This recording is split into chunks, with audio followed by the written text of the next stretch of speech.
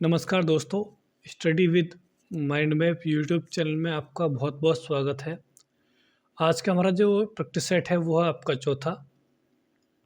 इसके पहले हम 3 प्रैक्टिस सेट कर चुके हैं ऑलरेडी। अगर आपने वो नहीं देखे तो उसका जो लिंक है आपको डिस्क्रिप्शन में मिल जाएगा, वहाँ से भी आप उनको देख सकते हो।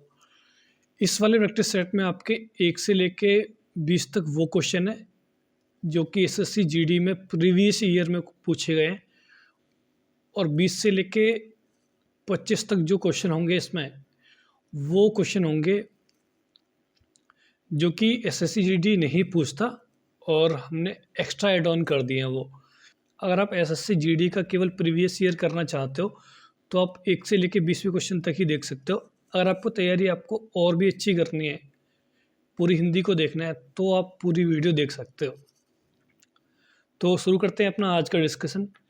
इसमें सबसे पहला क्वेश्चन है आपका, दिए गए वाक्य में रेखांकित खंड को प्रतिस्थापित करने के लिए सबसे उपयुक्त विकल्प का चयन करें। यदि इसे प्रतिस्थापित करने की आवश्यकता नहीं है तो विकल्प किसी बदलाव की आवश्यकता नहीं है का चयन करें।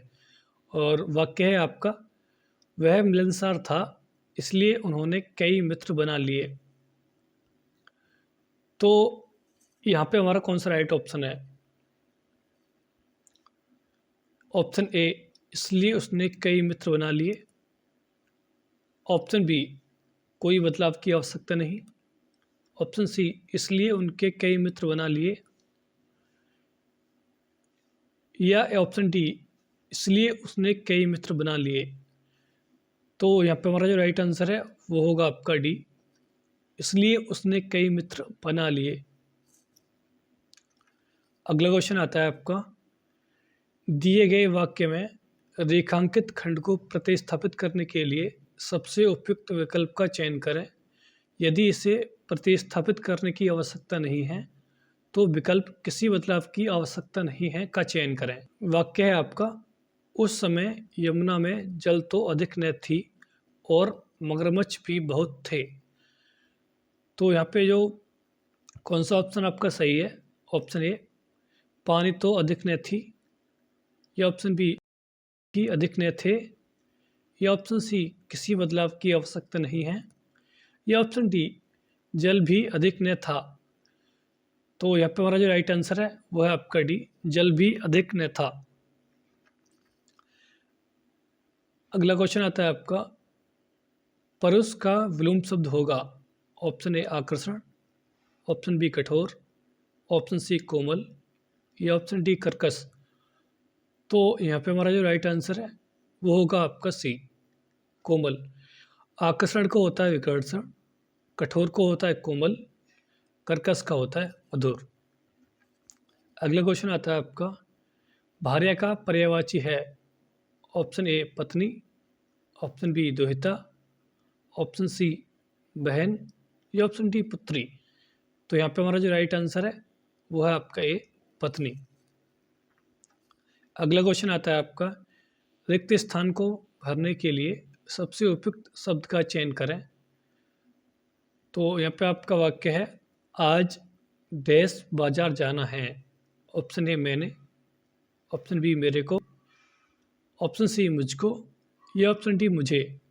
तो यहाँ पे हमारा जो राइट आंसर है वो है आपका डी, मुझे।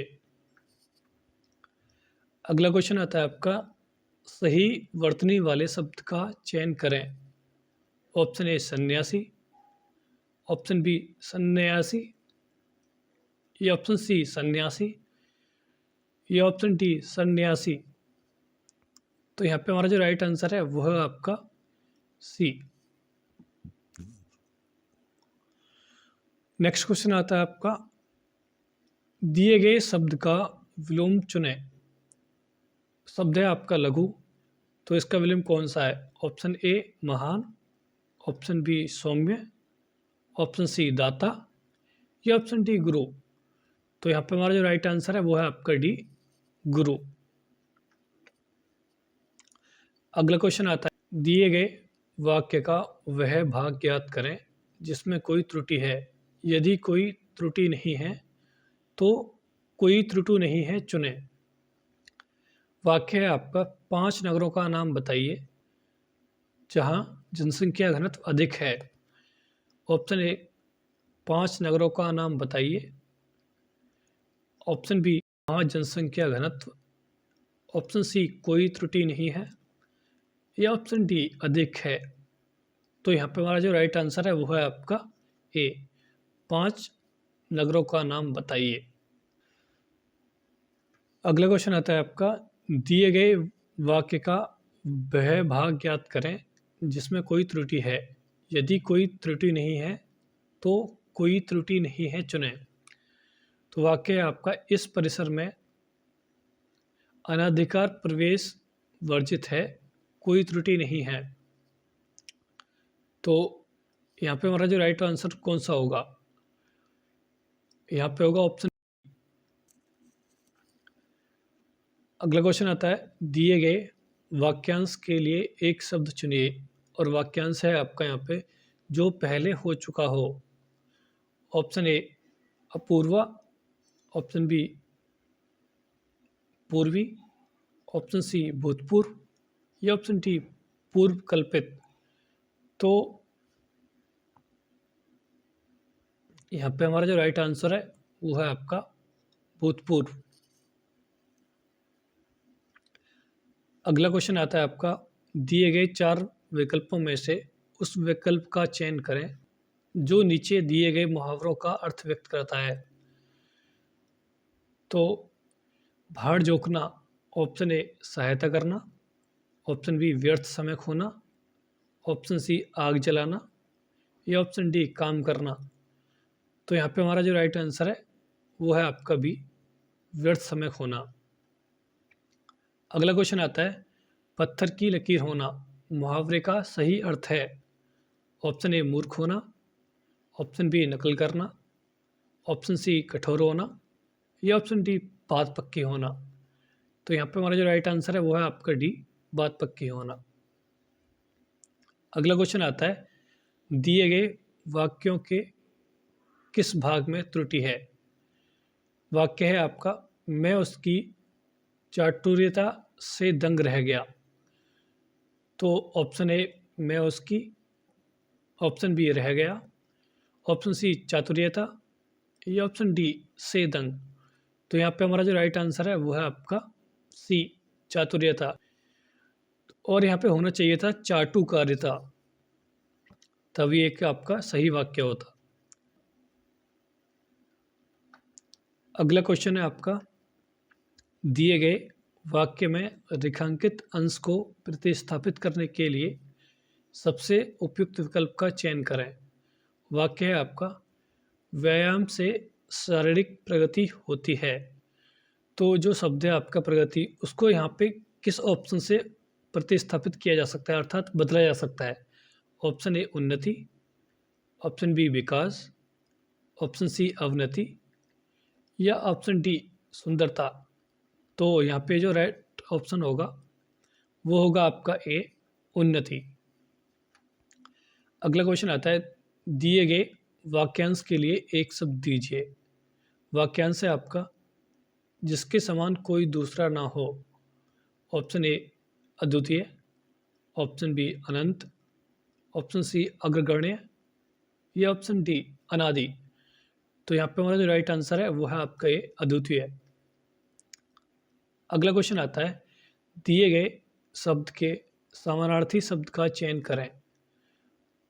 शब्द है आपका लहर, तो इसका समानार्थी कौन सा होगा। ऑप्शन ए उर्मिल, ऑप्शन बी धारा, ऑप्शन सी बहाव, या ऑप्शन डी उर्मी। तो यहाँ पे हमारा जो राइट आंसर है वो होगा आपका डी उर्मी।